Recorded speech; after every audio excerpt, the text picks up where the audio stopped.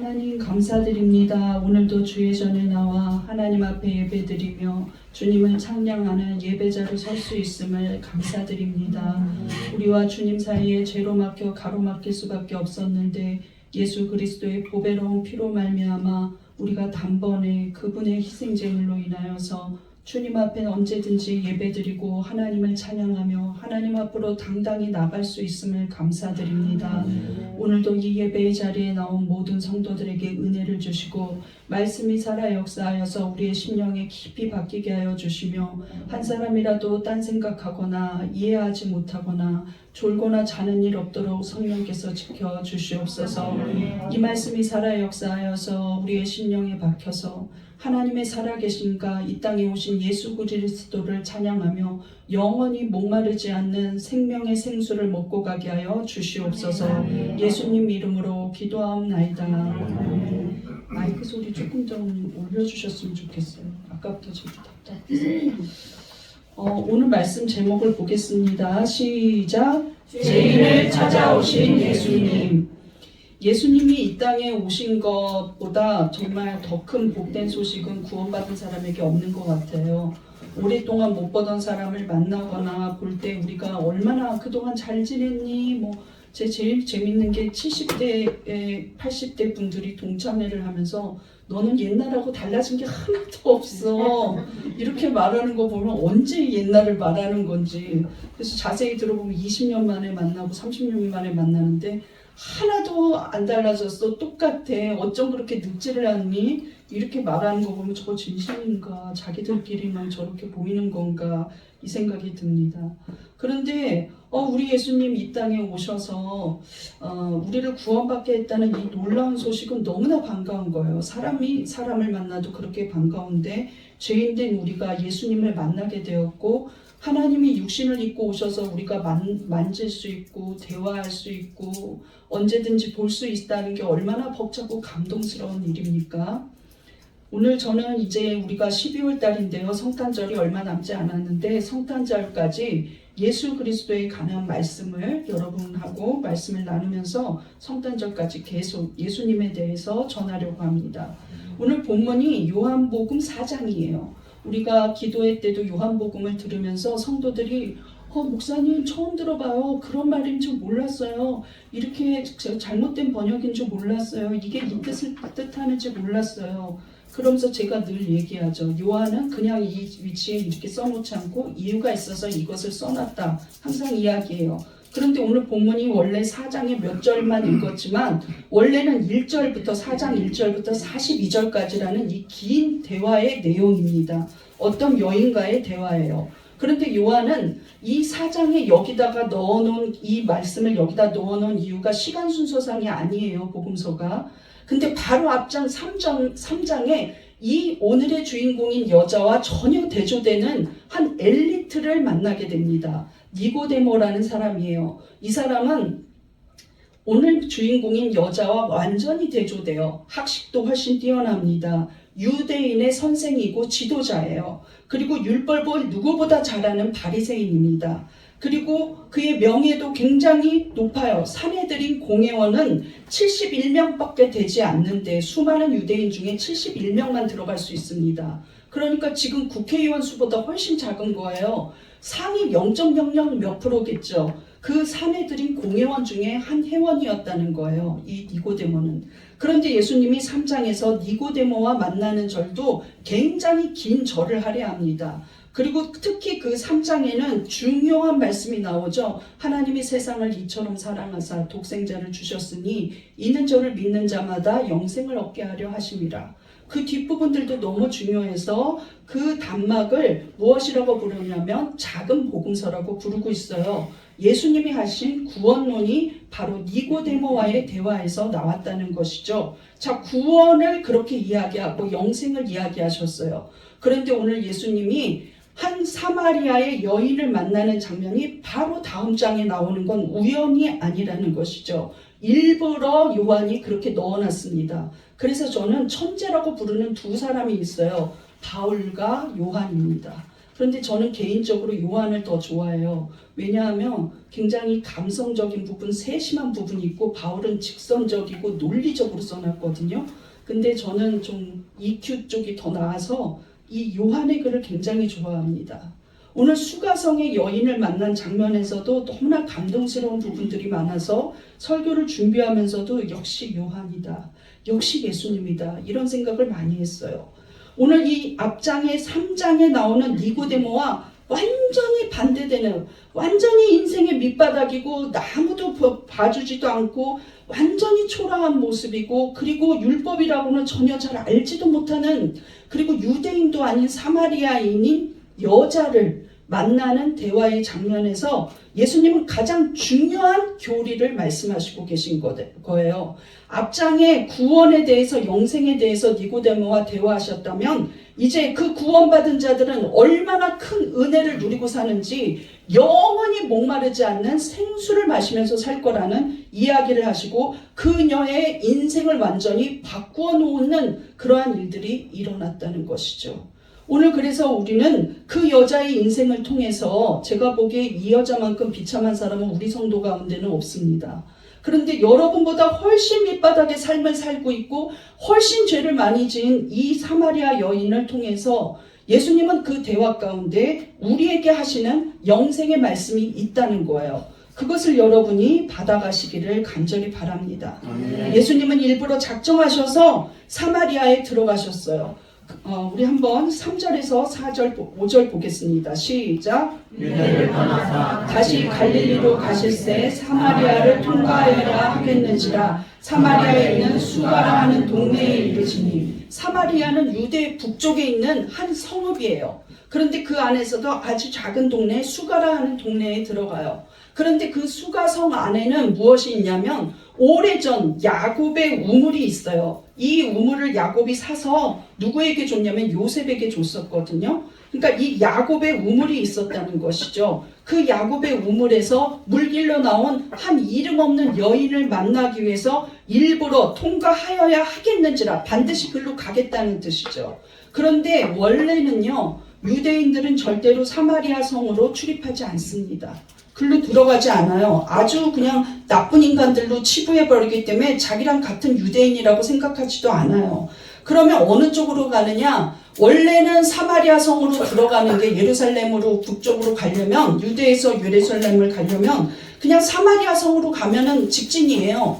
그래서 더 빨라요, 시간은. 그러나 많은 유대인들은, 원래의 유대인들은 요단 동쪽 갈릴리로 돌아서 이렇게 빙글 돌아서 올라간다는 것이죠. 그런데 예수님은 오늘 제자들에게 이야기하지 않고 사마리아 수가성으로 직진을 하기로 목적지를 정확히 정했다는 거예요. 일부러 우연히 지나가다가 얻어서 걸린 게 아니라는 거죠. 이 수가성 여인에게 알려주실 말씀이 있고 들려줄 이야기가 바로 우리에게 할 이야기가 있기 때문에 그 여인을 만나러 가셨다는 겁니다. 죄인을 찾아오신 예수님, 1번 무엇일까요? 시작. 예수님은 잃어버린 영혼을 찾아오십니다. 사마리아인은 BC 722년이죠. 그러니까 예수님 태어나기 720년대 전쯤에 북이스라엘과 남유다가 나눠져서 있었어요. 그 이스라엘 민족이 두 개로 나누어져 있었어요. 분열돼 있었죠.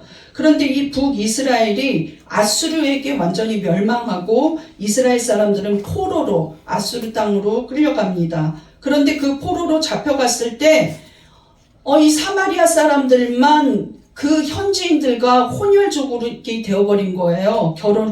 결혼을 해서. 원래 하나님은 유대인들은 유대인 외에는 다른 이방 민족과 결혼하지 말라고 모세의 율법부터 이야기했어요. 왜? 주변에 많은 사람들이, 다른 외국인들은 다 우상을 섬기고 있었기 때문이에요. 그런데 이 사마리아 사람들은 나라도 멸망했는데 적극적으로 그 이방 민족과 결혼했기 때문에, 혼혈족이 되었기 때문에 유대인들은 저럴 수가 있나 하고 민족의 배신자로 여기기 시작했다는 거죠. 근데 결정적인 일은 무엇이냐면, 포로에서 귀환했을 때 사마리아인들도 유대인을 따라서 귀환을 합니다. 그런데 이제 예루살렘 성전을 재건하자고 말했을 때 그들은 우리는 예루살렘 성 재건하는데 돕지 않겠다고 선언해요. 그러니까 유대인들은 완전히 저 사람들은 우리 민족이 아니구나 하고 생각하는 거죠. 그리고 예루살렘에 성전을 지었는데 그들 나름대로 사마리아 성읍에는 그리심 산이라는 게 있어요. 그 그리심 산에 자기들 나름대로 예배드리겠다고 성전을 따로 지어놨다는 것이죠.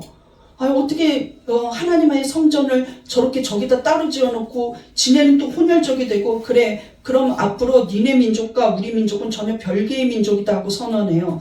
그 뒤로는 유대인들은 사마리아 사람들을 자기 민족이라고 생각하지 않습니다. 혈통이 같아도 저들은 다른 민족이라고 생각하면서 같이 밥도 먹지 않고 같이 상종하지 않았어요. 그렇기 때문에 예수님은 유대인 중에 유대인인데 그것도 다 성장한 성인 남자가 그 사마리아 성으로 일부러 들어간다는 것은 굉장한 스캔들이 될 수 있는 일이라는 것이죠.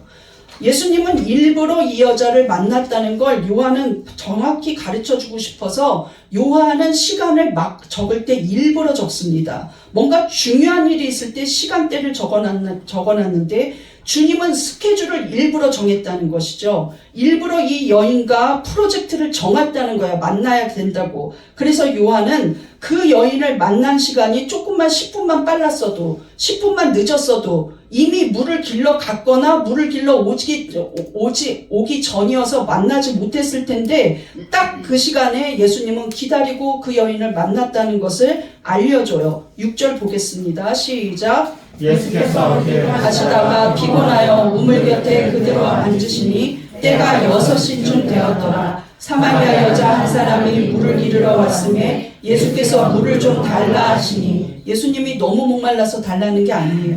이 물을 통하여서 이것이 모티브가 되어서 해야 될 말이 있기 때문입니다. 예수님이 먼저 사마리아 여자한테 말을 시켰다는 것은 그 당시에는 엄청난 스캔들이에요.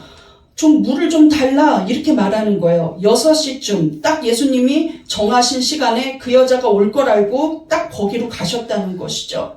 그래서 물 좀 달라 하고 먼저 말을 시켜요. 이 여자가 더 놀랍니다. 아니 당신은 유대인인데 유대인 남자가 나에게 물을 달라고 말을 시키십니까? 하고 너무 놀랐어요. 그리고 제자들이 이때 마침 도착했는데 누구도 감당할 수가 없어서 말에 끼어들지를 않아요. 예수님 왜 그러십니까? 왜 저 여자한테 말을 시키세요? 하고 말리지도 못했어요.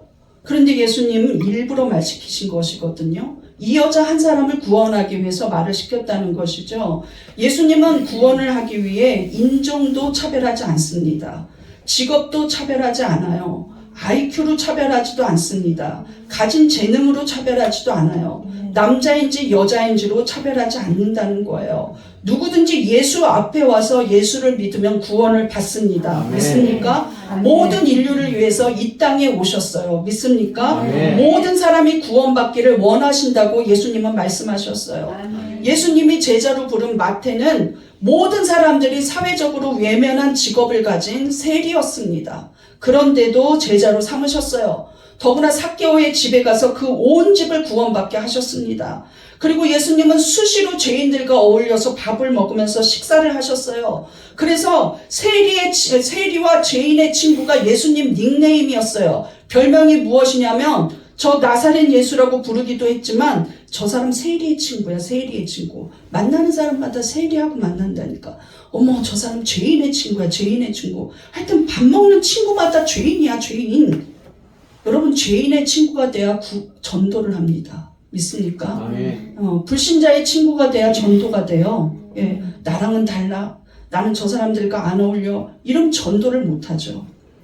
어느 날 바리새인들이 예수님을 걱정하는 게 아니라 꼬투리 잡으려고 제자들에게 물어요. 어째서 니네가 모시는 저 선생님 예수는 왜 맨날 죄인들하고만 식사하냐? 하고 꼬투리 잡는 거예요. 그 제자들이 할 말이 없어요. 아직 제자들이 뭔가 잘 알지를 못하거든요. 근데 예수님이 들으시고 말씀하십니다. 마태복음 9장 12절입니다. 시작. 예수께서 들으시고 이르시되 건강한 자에게는 의사가 쓸데없고 병든 자에게나 쓸데있느니라. 그래 너희들은 이미 말씀도 잘 알고 의인이고 죄 안 짓고 살지? 그래 그러면 너희들한테는 구원도 필요 없겠구나. 죄사함도 필요 없겠구나. 그런데 나는 이 심적으로 연약하고 약한 자들 그들을 위해서 왔다는 거예요. 그들은 내가 필요하다는 것이죠. 그리고 나서 정확하게 내가 왜 왔는지 누구를 위해서 왔는지 선포하십니다. 바로 다음 절 시작. 나는 의를 부르러 온 것이 아니요 죄인을 부르러 왔노라 하시니라. 우리 빨간 글씨만 읽어보세요. 시작. 죄인을 부르러 왔노라. 우리 모두 죄인입니다. 믿습니까? 네. 그런데 우리를 위해서 우리를 부르러 오셨어요.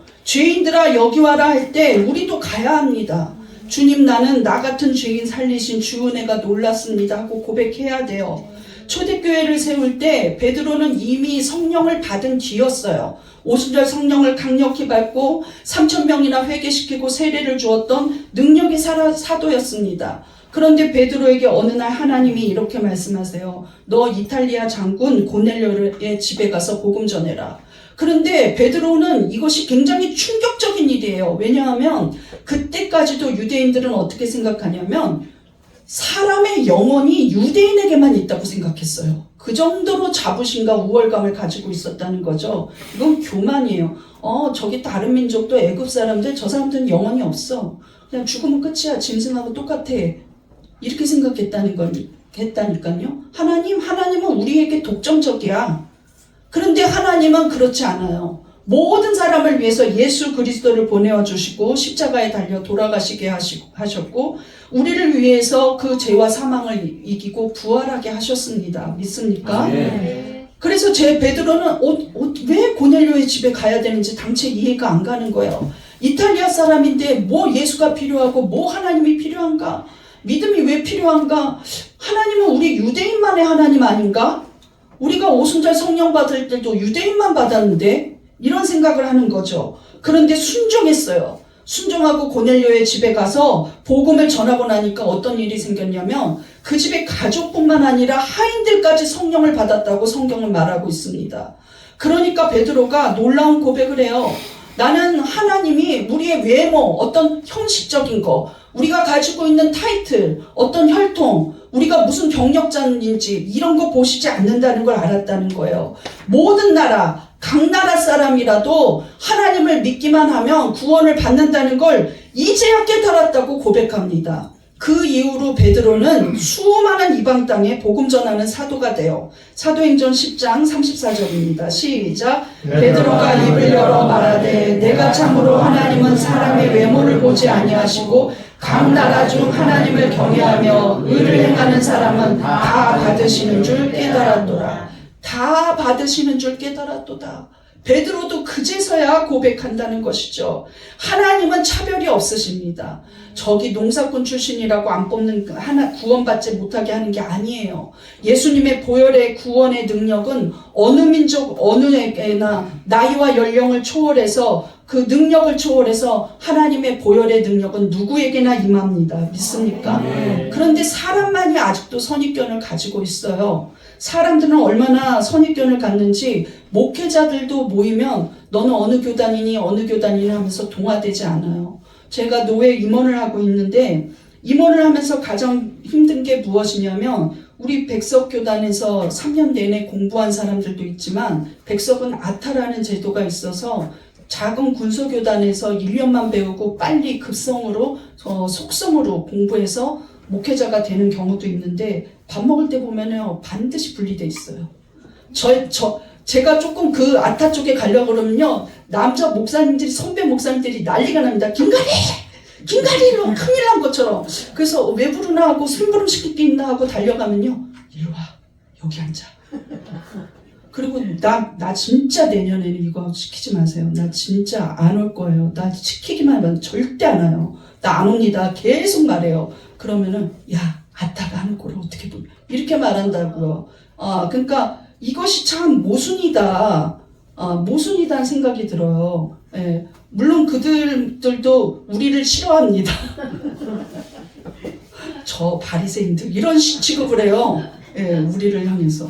그렇게 뭐 공부한 시간이 중요한 것 같진 않아요. 막 이러면서 시비를 겁니다. 예. 그래서 그럴 수도 있습니다 하고 저는 말하는데 다른 목사님들은 영원히 모르려고 작정했어? 이러면서 따진단 말이죠. 예, 청년부 안에 예전에 보면은요, 고등학교 졸업하는 학생, 그 청년들하고 대학교 좋은 데 다니는 청년들하고 편가르기가 있어요. 예. 그리고 제가 들은 얘기인데 청담동 지역의 좋은 교회에서 모이는 구역 예배는 청담동 외의 사람을 껴주지 않는다는 거예요. 그런 게 있더라고요. 이거 예수님은 원치도 않는 일이고 본도 보이지도 않고 상상도 할 수 없었던 일들이죠. 교회 내에서도 이런 분열이 있다는 것입니다. 그런데 하나님은 차별이 없어요. 저기 원시인이 예수 잘 믿으면 그저 예쁜 거예요. 아무것도 가진 자가 없는 자들이 예수 믿으면 그저 귀한 거예요. 그것이 하나님 마음입니다. 그래서 예수님이 수가성 안으로 들어간 거예요. 예수님은 죄인을 찾아오셨고 죽을 때까지도 십자가에 달려 돌아가셨을 때도 구원한 한 사람은 누구였느냐? 강도, 악질 강도였어요. 사형수였다는 것이죠. 앞장에 만난 니고데모 같이 엘리트도 만나주십니다. 모두가 바리새인을 욕하고 예수님 자신도 바리새인들을 향해서 이 독사의 자식들아 했지만 자기에게 찾아와서 구원에 대해서 묻고 거듭남에 대해서 진지하게 묻는 이 니고데모를 사랑하셨어요. 진지하게 받아주셨다는 거죠. 저 사람들은 하나님 앞에 저주받아서 병 걸렸어 했던 나병 환자도 예수님은 고쳐주셨습니다. 일부러 찾아가서 고쳐주셨어요. 사마리아인처럼 인종적인 차별을 당하고 소외된 그런 사회에서 완전히 소외된 버림받은 이 여인도 예수님은 구원하시기 위해서 긍휼을 베푸셨다는 것이죠. 믿습니까? 우리가 연약하고 우리가 초라하다고 예수님이 사용하지 못하는 거 아닙니다. 잘 배웠어야만 사용하는 거 아니에요. 우리 모습 그대로를 하나님은 받아주신다는 것이죠. 믿습니까? 우리 한번 고백해 보겠습니다. 나 같은 죄인을 찾아오신 예수님, 감사합니다. 예수님은 애초에 이 땅에 오실 때 자기 자신도 종의 형체로 종의 모습을 가지고 오셔서 예수님 자신이 자기를 나같이 인자 같으니 인자가 이렇게 말했어요. 인자라는 말은 무엇이냐? 난 사람의 아들이다 이런 말이에요. 종의 모습으로 오셨습니다. 초라한 마국간에 오셨어요. 영광과 명예를 받는 길은 스스로 제외하셨다는 거예요. 그분이 우리를 부르셨다는 겁니다. 믿습니까? 두 번째 2번 보겠습니다. 시작. 예수님은 영생하도록 솟아나는 생수를 주십니다. 이 부분이 여러분이 깊이 있게 들어갈 거기 때문에 이해 못할까봐 제가 고민을 많이 했지만 한번 천천히 말씀드려 볼 테니까 잘 따라와 주시기 바래요.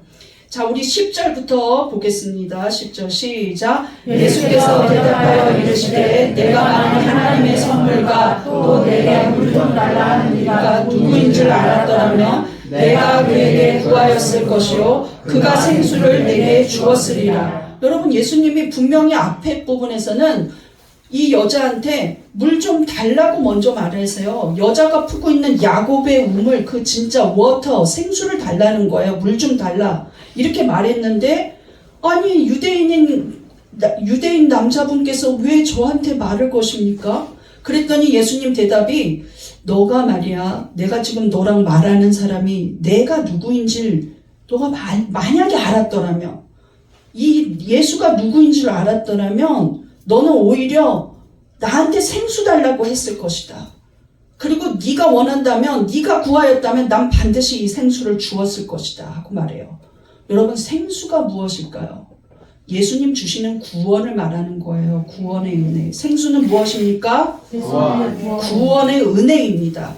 구원은 끝까지 은혜로 가야 돼요. 그 구원을 나는 지금부터 예수 믿을게요 해놓고 안 믿어버리면 그냥 안 되는 거죠. 구원은 은혜 속에 있어요. 전적인 은혜로 우리는 구원을 받아요. 그래서 이 생수는 영원히 목마르지 않는 생수예요. 믿습니까? 네가 만약에 내가 구원자 예수라는 것을 알았다면 나 좀 구원해서 주세요 하고 말했다면 나는 그 구원을 너에게 반드시 줬을 거라는 거예요. 네가 어떤 여인인지 네가 무엇을 하는지 나는 구원을 원한다면 구원을 준다는 거예요. 믿습니까? 이것은 단순한 물이 아니죠. 구원의 은혜예요. 그런데 왜 생수라고 표현했을까요? 여러분, 인간의 몸은 70% 이상이 물로 되어 있습니다. 예수님 십자가에서 창을 딱 찌르니까 물과 피가 쏟아졌어요. 우리의 몸도 물이 없으면 안 됩니다. 금식을 하더라도 물만 먹으면 일주일은 버틸 수 있어요. 물만 계속 먹으면. 그런데 여러분, 물이 없으면요, 인간은 생명을 유지할 수 없어요. 우리가 영적으로도 그래요. 영적으로 갈급하고 아무것도 목말라지고 무엇인가 채워지지 않는 것은 무엇이냐? 허망한 것을 영이 쫓고 있기 때문이에요. 하나님을 못 만났기 때문이에요. 죄에서 사함을 받지 못했기 때문에 영적으로 계속 갈급합니다. 60평대 가면 기분이 좋을 줄 알았는데 딱 일주일 좋더라고 어떤 연예인이 말하더라고요. 이사를 가면 기분이 너무 좋을 줄 알았는데 딱 일주일 좋다는 거예요. 궁궐 같은 집에서 혼자 살면서 자살을 하는 연예인들이 얼마나 많습니까? 채워지지 않는 그 마음, 누가 막 환영해도 그것이 정말로 채워지지 않아요. 어느 날 조수미 씨가 이런 고백을 하더라고요. TV에 보니까 모든 공연이 끝나고 빈 공연홀에서 어두운데 혼자 있을 때 배신감을 느낀다. 이렇게 말했어요. 예. 그게 배신감이라는 게 허탈함이겠죠, 아마. 예. 이것이 무엇인가? 내 인생 잘 가고 있나? 채워지지 않는 마음이에요. 그래서 제가 성령을 받아라. 그러면 배신감 없어진다. 이런 생각을 했거든요. 우리에게 생수를 주시는 예수 그리스도 앞에 있는데도 그분을 모르기 때문에 왜 나한테 말을 거십니까? 하고 말했다는 것이죠. 그런데 예수님의 마음은 어떻습니까? 네가 갖고 있는 그 물보다 내가 갖고 있는 이 생수가 진짜다. 이것은 영원히 목마르지 않는다. 계속해서 솟아나는 샘물이 된다. 계속해서 은혜를 공급해 주겠다. 날마다 은혜 가운데 살게 하겠다. 그런 약속이라는 거예요. 14절 보겠습니다. 시작. 내가 주는 물을 마시는 자는 영원히 목마르지 아니하리니 내가 주는 물은 그 속에서 영생하도록 솟아나는 샘물이 되리라. 제가 어렸을 때 예수를 믿었습니다. 근데 제 생각에는 한 4살인지 5살인지 겨우 걸어갈 때예요. 근데 그렇게 가서 제가 하나님의 은혜가 그날 첫날 임했어요. 왜냐하면 우리 집에는 아직 그때도 TV가 없었는데 큰 TV, 이거보다 큰 TV예요.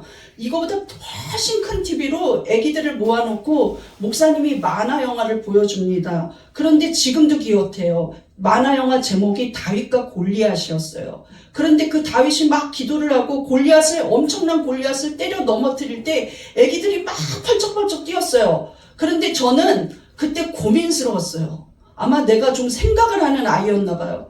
와, 저 다윗이 믿는 하나님을 내가 믿어야겠구나.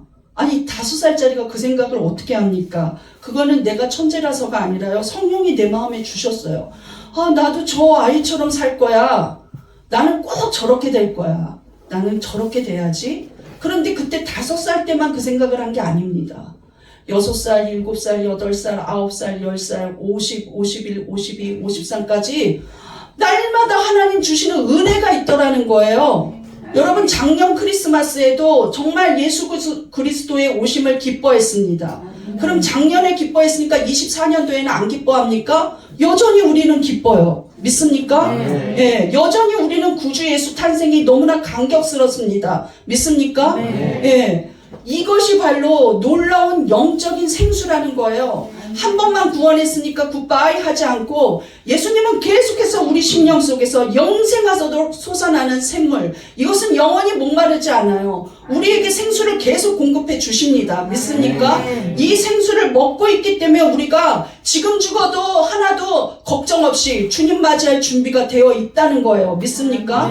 옛날에 한번 수련회 때 은혜 받았는데 지금까지 못 받는 게 아니라 그것을 통하여서 활짝 열린 은혜의 문 속에 들어가 날마다 생수를 공급받는다는 거예요. 그래서 예수님이 내가 주는 걸 먹어봐라. 영원히 목마르지 않는다. 이래성으로 끝나지 않는다는 거예요. 한 번 택하고 한 번 콜링하면 이례적으로 끝나지 않습니다. 계속해서 성령은 같이 역사하시고 예수님은 계속해서 자기를 증거하시고 가르쳐 주시고 알려주세요. 믿습니까? 이것이 영원한 샘물입니다.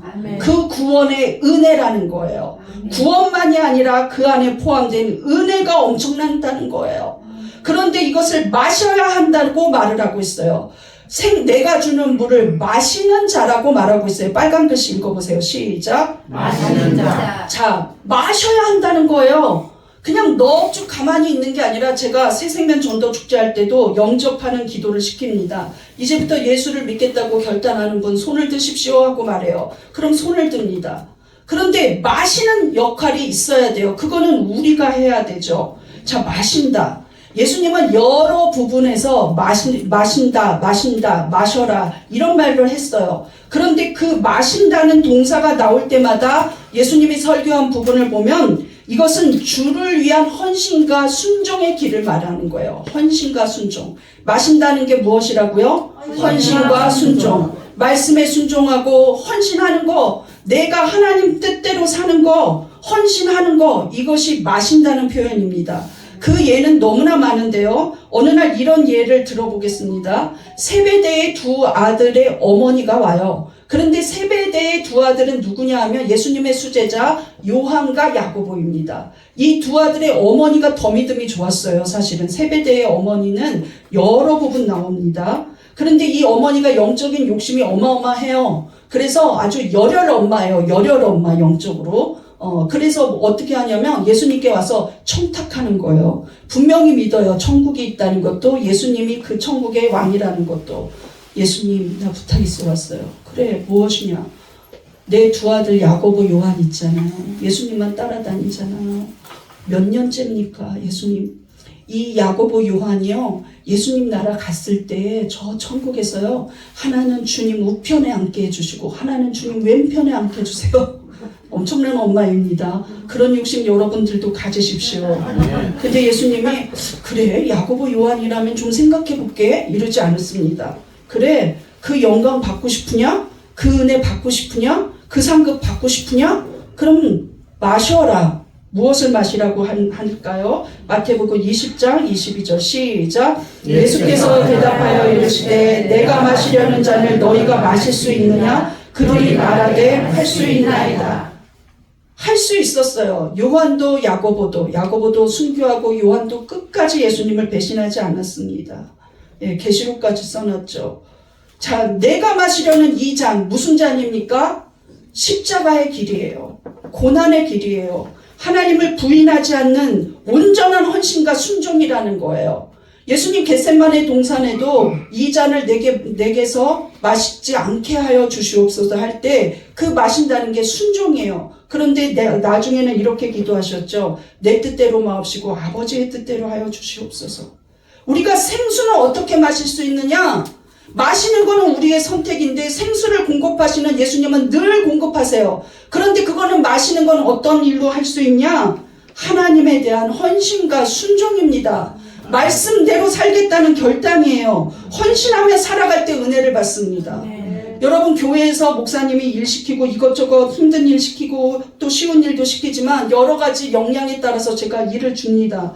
그런데 그 일을 할 때는 그냥 노동력 같고 그냥 시간도 없고 그냥 힘든 것 같아도 그 일을 통해서 생수를 공급받는 거예요. 믿습니까? 그저 은혜가 그 안에 있다는 것이죠. 주의 일을 하는 사람이 오히려 교회를 더 사랑합니다. 그냥 손님처럼 예배만 드리고 왔다 갔다 하면 이 생수를 못 마셔요. 여러분, 결단하시기 바랍니다. 오늘 이 시간부터 이 생수를 마시겠습니까? 아니면 쳐다만 보시겠습니까? 마시겠습니다. 예, 몇 명만 마시려고 그러니까 우리 안교섭 집사님만 계속 마실 건가 봐요. 저분은 엄청나게 마시고 계신 분입니다. 내가 원하는 몇몇 사람들이 대답을 안 해요. 여러분, 이 생수를 쳐다만 보시겠습니까? 마시겠습니까? 마시겠습니다. 마셔야 합니다. 마신다는 건 헌신과 하나님에 대한 순종의 길이에요. 이 사마리아 여인한테 예수님, 너 나 따라서 순종하면서 내 말씀대로 살으라는 이해를 하고 계신 거예요. 이야기를 하고 계신 거예요. 구원이라는 것만 받고 간신히 천국에만 가는 게 아니라 생수를 공급받고 계속해서 은혜를 공급받는 은혜는 너무 놀랐습니다. 만약에 정말로 헌신하게 된다면 첫째는 일단 죄에서 눌려있던 삶에서 자유가 돼요. 예, 죄에서 자유를 얻어요. 믿습니까? 둘째는 하나님의 사랑하는 딸이라는 정체성이 생겨요. 나는 하나님의 자녀지. 내가 하나님의 자녀지. 내가 이제 우리 사랑빛 교회 집사지. 내가 이제 우리 사랑빛 교회 성도지. 나는 여기서 무엇을 그 특성도 하지. 나는 여기서 차량으로 봉사하지. 내가 없으면 음식을 못하지. 이런 당당한 헌신이 생긴단 말이죠. 이것을 통해서 하나님과 더 가까이 간다는 것입니다. 마지막으로는 순종의 길을 갈 수 있는 은혜가 생겨요. 야, 이전에는 순종하지 못했는데 이제 순종하니까 아무렇지도 않네. 그런데 여기서 예수님이 이제 핵심의 길로 들어가려고 마음먹는데 이 여자가 아니 영원히 목마르지 않는 생수? 영원토록 솟아나는 샘물? 이게 아직도 영적으로 이해는 안 되지만 엄청나요. 이렇게 날마다 야곱의 우물에 와서 누가 오지 않는 시간에 일부러 기다렸다가 깊이 물 퍼가지고 갈 필요가 없어요. 그러니까 예수님한테 간절히 원합니다. 주여, 그런 생수가 있다면 나에게도 주셔서 목마르지 않게 해주십시오. 저 같아도 부탁해요. 저 같아도. 아싸 하면서 부탁한 거예요. 아직은 영적으로 무지해요. 그런데 예수님이 그래, 너 그 생수 먹고 싶으냐? 너 정말 주님 따라서 헌신하고 싶으냐? 너 정말 그 순종의 길로 갈래? 그런데 예수님이 이렇게 말해요. 자, 이제 본론으로 들어가자. 문제의 핵심을 들어가는 거예요. 네가 지금 과거에서 청산해야 될 죄를 완전히 청산하지 않으면 나는 네 헌신 받을 수가 없다는 거예요. 여러분, 바깥에 나가서 밤마다 도둑질하고 음란죄 짓고 거짓말하고 남 속이고 악한 죄 지으면서 교회 와서 헌신만 하면 하나님이 그 헌신을 받는 게 아닙니다. 죄에서 돌이켜야 돼요.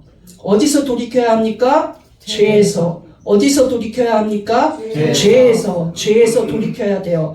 그래서 그 여인이 누구한테도 말할 수 없던 죄의 본론, 핵심으로 들어갑니다. 완전히 죄를 직면하게 해요. 예수님 무엇을 요구합니까? 엉뚱한 소리 하는 것 같지만 이 여인한테는 끝까지 숨기고 싶은 죄의 핵심이에요. 16절 보겠습니다. 시작. 이르시되 가서 내 남편을 불러오라. 남편 데리고 와봐라. 나한테 한번 데려와라. 하고 말하는 거예요. 여러분이 부당한 이득으로 돈을 벌었으면 한번 네 통장 보여줘라. 하고 말할 수 있다는 거예요, 예수님이. 그리고 부당하게 남을 속이고 상처 줬으면 네가 했던 말 다시 한번 해봐라. 하고 말하실 거예요.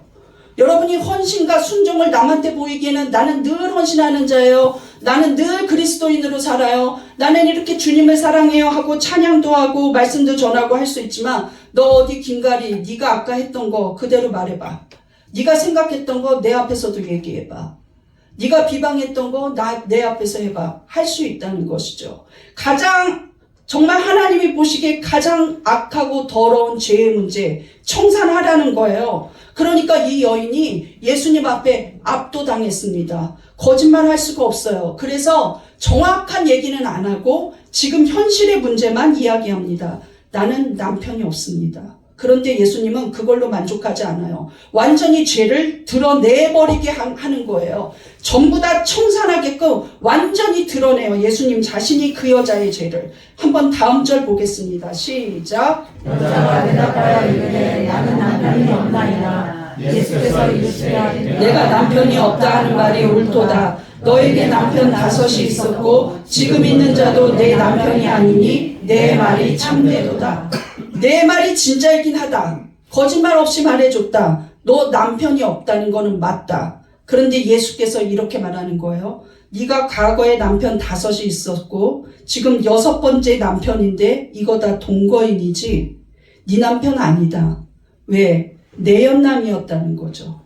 지금 있는 네 남자 6번째 남자도 이 남자도 5번이나 있었던 그 남자들도 지금 있는 이 남자도 네가 남편이라고 부르는 그 사람도 네 남편 아니잖아 하고 정확하게 이 여자의 치부와 죄를 드러내버렸다는 거예요.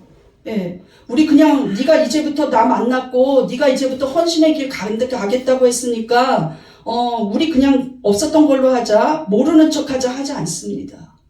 예수님 나중에는 어떻게 말했냐면 사람한테 성전에 와서 기도하다가 기도 중에 누구한테 잘못한 거 생각나면 가서 잘못했다고 용서받고 그리고 와서 기도해라 하고 말씀하셨어요.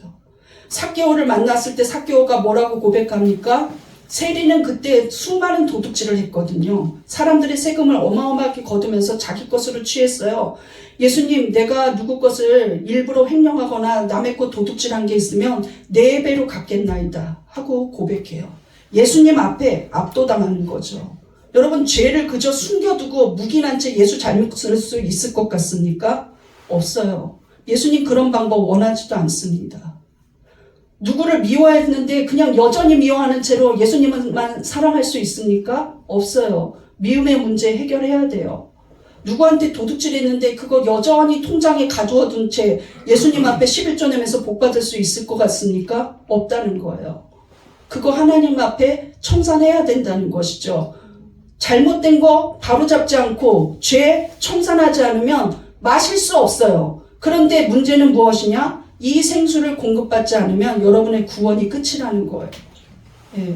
요한은 그거를 말하고 있는 거예요. 네 남자 정리하지 않으면 내 일 할 수 없다. 네 남자 정리하지 않고 구원받을 수 없다는 거예요. 영원한 생수 꿈도 꾸지 말라는 거예요. 정산하라는 거예요. 완전히 청산하라는 거예요. 그래서 바울이 무엇이라 그랬습니까? 이전 것은 지나갔으니 보라 새 것이 되었도다. 이전 것은 지나갔다는 게 완전히 나는 돌아섰다는 거예요. 온전히 나는 돌아섰다는 거예요. 어떤 내가 만든 신적인 거, 내가 그냥 정말 벌벌 떨면서 그거를 하나님보다 더 사랑한다면 끊어버리세요. 하나님 앞으로 돌아서야 돼요. 그랬더니 이 여자가 무엇이라 그랬냐면 영적으로 왁도당했어요. 주여 내가 보니 선지자로서이다. 예수님 왜 뭘 한다고 저한테 그렇게 말하세요 하지 않고 겸손하고 겸허하게 받아들였다는 거죠. 내가 보니 선지자로서이다. 여러분 갈릴리라는 곳에서 사마리아 수가성까지 걸어가야 하지 않습니까? 약 이틀이 걸려요. 걸어서 이틀이라는 것이죠. 그 이틀을 걸어가서 만난 그 여자의 정체성은 무엇이냐? 이런 난잡한 생활을 하는 가늠하는 여인이었다는 거예요. 그리고 사마리아 출신이라는 거죠. 그리고 아무도 인원수에 넣어주지도 않았던 여자라는 거였어요. 그 여자를 만나기 위해서 이 비참한 여자, 이 정말로 사회에서 소외당하고 버림받고 아무도 거들떠보지 않는 자에게 예수님이 죄를 청산해라, 남편을 청산해라, 그리고 나에게서 주는 생수를 받아라 하고 말씀하고 계신다는 건 놀라운 일입니다. 믿습니까? 여러분도 청산할 수 있습니다. 믿습니까? 나도 청산할 수 있어요. 고질적으로 여러분이 누군가를 비방한다면 그 입에서 비방이 떠나가도록 울면서 기도하세요. 고질적으로 불평한다면 불평을 떠나보내세요. 고질적으로 하나님 앞에 내 돈만 계산하고 있다면 돈도 내놓을 줄 알아야 돼요. 고질적인 죄 이제 청산하십시오. 여러분 집에 숨어있는, 여러분 마음에 숨어있는, 여러분 심령에 숨어있는 그 남편이란 문제였던 그런 엄청난 죄의 덩어리 이제는 청산해야 돼요. 믿습니까? 하나님은 누구든지 구원의 생수를 주겠다고 약속하셨습니다. 이사야서 55장 1절 보세요. 시작. 너희는 모든 모르는 자들아 물러나라. 이 생수를 마시러 나오라는 거예요. 초청하고 있습니다. 구원의 자리로 초청하고 있어요. 그런데 자세히 보면 무엇을 하고 나오라 하냐면 7절 보겠습니다. 시작. 악인은 그의 길을, 불의한 자는 그의 생각을 버리고 여호와께로 돌아오라. 그리하면 그가 긍휼히 여기시리라. 우리 하나님께로 돌아오라. 그가 너그럽게 용서하시리라. 버리고, 무엇을 버리고? 악한 길을 버리고, 불의한 생각 버리고 여호와께 돌아오라. 무엇을 먼저 해야 합니까? 버리는 걸 먼저 해야 돼요. 그 다음에 돌아오라는 거예요. 그거 갖고 그대로 오지 말라고 하고 말씀하고 있습니다. 내가 주는 이 구원의 생수에 너희를 초대한다. 이 영원한 샘물로 너희를 초대한다. 너희의 영이 살는 이 생명수를 주겠다. 그런데 악한 길, 악인의 길을 버려라. 옛날에 섬기던 우상 버려버려라. 집에 여전히 아세라 목상 바울신 갖고 있으면서 하나님 섬기겠다고 절대 나는 그거 용납 못한다. 버려라. 너희의 우상, 돈, 명예, 집착하는 거 버리라는 거예요. 자존심마저 버리라는 거예요. 하나님보다 더 귀하다면 버리고, 불의한 생각까지도 버리고, 완전히 가치관을 버리라는 거예요. 세상 가치관, 불의한 생각, 세상 가치관 버리라는 거예요. 돈이 최고지 이랬던 거 버리라는 거예요. 나는 내 가족만 잘 살면 그만이야. 버리라는 거예요. 나는 나를 위해서만 기도할 거야. 버리라는 거예요. 그 생각 버리고 여호와께로 돌아오라. 그러면 긍휼히 여긴다. 우리 하나님께로 돌아오라. 용서한다는 거예요. 그래야 생수 마실 수 있습니다. 믿습니까? 네. 우리 한번 완전히 끊어내기 위해서 저를 따라해 보세요. 손을 들고 이게 칼이라고 생각하고 과거의 자신입니다. 여기는 이제 예수 앞에서 생수를 맞는 자신이에요. 완전히 끊어버려야 돼요. 연결도 되어서는 안 돼요. 그냥 연결의 그림자라도 있어서는 안 돼요. 끊을 때 어떻게 끊어버려야 됩니까? 단번에 한 번에 천천히 끊겠어요. 하나님 이거는 안 되는 거예요. 싹! 따라해보세요. 싹! 싹! 다시 한번 싹! 싹! 끊어버리세요. 끊으셨습니까? 네. 이제 여러분의 불의한 생각을 어떻게 끊어야 합니까? 다시 한번 싹! 싹 끊었습니다. 끊었습니까? 네. 끊었습니까? 네. 네, 끊어야 돼요. 관계라도 그게 악하다면 끊어야 됩니다. 우리 따라해 보겠습니다. 악한 생각 끊겠습니다. 악한 생각 끊겠습니다. 악한 방법 끊겠습니다. 악한 방법 끊겠습니다. 나에게 생수를 주시옵소서. 나에게 생수를 주시옵소서. 여러분 생수 공급 받을 줄로 믿습니다. 네. 마지막 세 번째 보겠습니다. 3번 시작. 예수님은 예배로 증인으로 부르십니다. 이 예수님하고 이야기하다 보니까 여자가 야 당신은 정말 선지자입니다. 그러니까 선지자니까 이제 영적인 얘기를 하는 거예요. 아까는 그냥 워터 물만 얘기했는데 영적 얘기를 해요. 유대인들은 예루살렘 성에서 예배드려야지만 예루살렘 교회에서 예배드려야지만 예배라고 합니다. 그런데 우리 사마리아 사람들은 또 그림심산에서 예배드려야 된다고 합니다. 어디서 예배드리는 게 진짜 예배입니까? 하고 이분한테 물어야 되겠는 거예요. 그랬더니 예수님이 야, 너 정말 예배에 대해서 잘 물었다는 것이죠. 내가 너를 예배자로 부른다는 거예요. 그리고 이렇게 말합니다. 어떻게 예배드리느냐, 어디서 예배드리느냐가 중요한 거 아니다. 언제 예배드리느냐가 중요하다. 그리고 어떤 자세로 예배드리느냐가 중요하다는 거예요. 즉 무엇이냐면 언제 예배드리느냐, 무슨 마음으로 예배드리느냐. 이게 중요하다는 거예요. 어디서든 예배를 드릴 수 있다는 것이죠. 23절 보겠습니다. 시작. 아버지께서 천국에 예배하는 자들은 영과 진리로 예배할 때가 없나니 곧 이때라. 아버지께서는 자기에게 이렇게 예배하는 자들을 찾으시느니라. 하나님은 영이시니 예배하는 자가 영과 진리로 예배할지니라. 언제 예배해야 합니까? 파란 글씨. 곧 이때라. 언제 구원받을 수 있습니까? 곧 이때라. 언제 은혜 받을 수 있습니까? 곧 이때라. 언제 기도할 수 있습니까? 곧 이때라. 예수님 뒤로 미루지 않아요. 내가 너를 위해서 이틀을 걸어왔어. 너 지금 예배해야 한다는 거예요. 나중에 그렇게 해라 이러지 않아요. 곧 지금이라는 거예요. 곧 지금. 지금 예배드리라는 거예요. 지금. 뒤로 미루는 건 없습니다. 아유, 좀 집중 잘 정리되고 나서, 이 일만 끝나고 나서, 뭐 좀 하고 나서, 계속 핑계대고 미루는 사람들. 근데 예수님은 곧 이때라고 말씀하고 있어요. 곧 지금. 언제가 중요하다는 거예요. 예루살렘이든 그리심산이든, 니네가 언제 예배드리느냐가 중요한데, 지금 예배드리라는 거예요. 지금. 지금입니다. 언제입니까? 지금이에요. 예수님도 곧이다, 지금. 지금. 예. 그때를 말하고 있는 거예요. 여러분, 그 후로 2000년이 지났습니다. 말세는 더 가까이 다가오고 있어요. 그런데 언제 전도할 겁니까? 언제 전도할 거예요? 언제 예배 드릴 겁니까? 언제까지 기도에 안 올 거예요? 곧 이때라. 곧 지금이에요. 지금부터, 이번 주부터, 오늘부터. 믿습니까? 네. 그런데 구원받은 자들, 생수를 마신 자들을 다른 정체성을 주셨어요. 빨간 글씨 보세요. 시작. 참되게 예배하는 자들. 예수님은 생수를 공급받는 자들을 다른 무리로 부르십니다. 그들은 참되게 예배하는 자들이에요. 구원받은 사람들이 가장 큰 은혜는 예배자로 서는 거예요. 믿습니까? 예배 드릴 수 있는 게 가장 큰 은혜입니다. 이 예배를 위해서 예수님은 자기 자신을 십자가에 못 박았어요. 그리고 그 예배가 활짝 열린 증거가 휘장이 찢어진 거예요. 누구든지 지성소로 들어올 수 있어요. 그것이 예배의 자리입니다. 믿습니까? 네. 어떤 자세로 예배하느냐? 하나님과 영과 영으로 교통하게끔 온 영을 다해서 진실되게 진리로 예배 드리는 거예요. 믿습니까? 네. 영과 진리로 예배하는 자들, 그들이 생수를 마시는 자들입니다. 그들이 누리는 은혜가 날마다 생수로 공급받는 거예요. 즉 우리는 예배를 통해서 계속해서 은혜를 공급받습니다. 여러분 제가 단언코 말씀드리는데 예배의 자리에 자주 오는 사람일수록 예배의 말씀에 자주 은혜를 받는 사람일수록 생수를 계속 공급받는 거예요.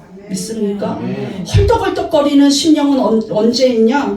어딘지 나는 그냥 세상이 좋아. 어쩐지 나는 다른 세상 친구가 더 좋아. 어쩐지 나는 세상이 더 즐거워. 이런 사람들 예배 안 드리고 있는 사람들이거든요. 예. 그냥 주일만 반짝하고 많은 사람들. 그런 사람들은 이 영원히 솟아나는 생수를 마실 수가 없다는 것이죠. 우리 예수님이 말씀하십니다. 이 여인이 이렇게 말해요. 아니 내가 들어보니까 이분은 선지자가 아니라 메시아이신가? 메시아가 오시면 예배드리는 거 알려주지 않겠습니까? 하고 물어봐요. 25절 시작. 여자가 이르되 메시아고 그리스도라 하는 이가 오실 줄을 내가 아노니 그가 오시면 모든 것을 우리에게 알려주시리이다. 언제 예배드릴지도 알려주지 않겠습니까? 어떻게 예배드릴지 알려주지 않겠습니까? 답답하네. 예수님이 26절에 말해요. 지금 이야기하십니다. 시작. 예수께서 이르시되 내게 말하는 내가 그라. 자, 보세요. 빨간 글씨 읽어보세요. 시작. 내가 그라. 너 아직도 눈치 못 챘니? 내가 그라. 내가 그리스도다. 내가 메시아다. 수천 년을 기다려온 그 사람 바로 나다. 그러니까 이 여인이 의심할 수 없죠. 여태까지 들은 영적 이 대화는 누구한테서도 들지를 못했고 완전히 영으로 압도당했어요.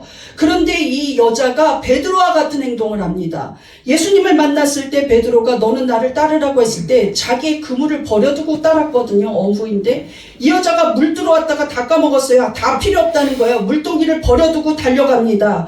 그런데 누구한테 달려가느냐? 이 사람은 그리스도의 증인이 되었어요. 맨날 숨어서만 지내고 위축되던 여자가 동네 한복판으로 달려가요. 그리고 야 그리스도가 아니냐 하고 말해요. 유대인들이나 이 유대인 계통들은 무엇이라고 말하냐면 와 너무 놀라울 때 너무 기쁠 때 감탄사를 할 때 의문사로 끝납니다. 뭐뭐 아니냐? 너무 아름다운 거 아니야? 정말 아름답다는 거예요. 예, 정말 아름답다는 거예요. 야, 이분이 그리스도가 아니냐? 딴 분이 있을 수 없다는 것이죠. 이분이 맞다는 거예요. 29절 보겠습니다. 시작. 내가 행한 모든 일을 내게 말한 사람을 와서 보라. 이는 그리스도가 아니냐 하니 그들이 동네에서 나와 예수께로 오더라. 우리 한번 고백해 보겠습니다. 이 땅에 오신 분 빨간 글씨 시작. 이는 그리스도가 아니냐. 여러분을 구원하신 분 누구입니까? 이는 그리스도가 아니냐. 여태까지 여러분과 함께 하시며 날마다 생수를 공급하신 분 누구입니까? 이는 그리스도가 아니냐. 여러분을 사랑하시는 분, 자기의 생명을 내어주신 분, 누구보다도 여러분을 아시고 받아주신 분 누구입니까? 이는 그리스도가 아니냐. 예수님이 이틀을 걸려 수가성에 간 게 기적이 아닙니다. 예수님이 하늘의 보좌를 버리고 이 땅에 온 게 기적이에요. 믿습니까? 그 예수님이 여러분을 찾아온 게 기적이에요. 믿습니까? 이분이 그리스도입니다. 이분이 그리스도예요. 여러분 성경은 마지막까지 사람들을 초대하고 있어요. 그리스도의 자리로 나와라. 생명수를 받아라. 값없이 주겠다고 초대하고 있다는 겁니다. 계시록의 마지막 장까지도 성경의 가장 마지막 장 요한계시록 22장까지도 그 초대를 끊임없이 하고 있어요. 요한계시록 22장 17절 시작. 성령과 신부가 말씀하시기를 오라 하시는도다. 듣는 자도 오라 할 것이요 목마른 자도 올 것이요 또 원하는 자는 값없이 생명수를 받으라 하시더라. 빨간 글씨만 읽어보세요. 시작. 원하는 자는 값없이 생명수를 받아라. 여태까지 말한 이 생명수, 이 은혜, 이 구원의 선물은 공짜입니다. 공짜입니다. 여러분 공짜예요. 그저 주는 거예요. 왜? 너무나 사랑해서, 너무나 여러분이 같이 있어서, 너무나 여러분이 귀하기 때문에 공짜로 주십니다. 그런데 한 분만 희생했어요. 예수 그리스도만이 희생하셨다는 거예요. 여러분 이 가치 있는 거 이것을 값없이 받을 수 있습니다. 주님이 그것을 주시려고 오셨습니다. 여러분이 수가성의 여인처럼 죄인 되고 소외받고 아무도 거들떠보지 않는 사람이라 할지라도 예수님은 여러분을 구원하시고 그 생수를 공급하시며 그 샘물이 영원히 마르지 않도록 영원한 은혜를 주시기 위하여 초대하십니다. 예배자로 초대하시고 그리스도의 증인으로 부르셨어요. 이 은혜를 누리는 성탄절 되시기를 바랍니다. 아멘. 결론을 보겠습니다. 죄인을 찾아오신 예수님, 우리에게 왜 찾아오셨을까요? 1번, 예수님은 잃어버린 영혼을 찾아오십니다. 2. 예수님은 영생하도록 솟아나는 생수를 주십니다. 3. 예수님은 예배로 증인으로 부르십니다. 우리 다 같이 한 목소리로 기도하시는데 오늘 여러분은 영원히 죄를 끊겠다고 고백하셨고 나도 헌신의 잔을 마시겠다고 고백했습니다. 수가성의 여인이 수많은 사람들을 복음을 전해서 많은 사람들이 예수를 믿게 된 것처럼 오늘 이 시간 여러분을 통하여서 그리스도의 증인으로 예배자로 세워지게 해달라고 이 시간 간절히 주여 한번 부르짖고 기도하시겠습니다. 주여